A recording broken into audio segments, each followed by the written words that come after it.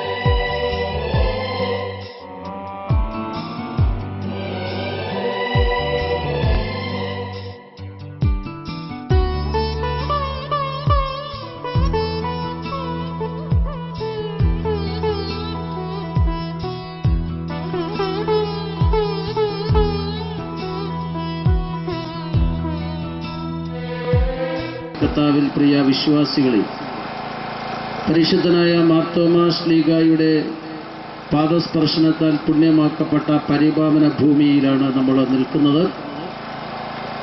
പരിശുദ്ധനായ മാർത്തോമാ ശ്ലീഹ വളരെ വിദൂരമായ പ്രദേശത്തു നിന്നും, അതായത് പാലസ്തീനിൽ നിന്നും കേരളത്തിലേക്ക് AD 52 വരികയും പായ്ക്കപ്പലിൽ ഈ തോമത്ത് കടവിൽ വന്നിറങ്ങി ഇവിടെ നിന്നും കാൽനടയായി ഇന്ന് നിരണം വലിയ പള്ളി നിൽക്കുന്ന സ്ഥലത്ത് വരികയും അവിടെ കുരിശു നാട്ടി പിന്നീട് ചെറിയൊരു പള്ളി വെക്കുകയും ചെയ്തു എന്നുള്ളത് വിശ്വസിക്കത്തക്ക ചരിത്ര സംഭവമാണ് എന്ന് നമുക്കേവർക്കും അറിയാവുന്ന കാര്യമാണത്.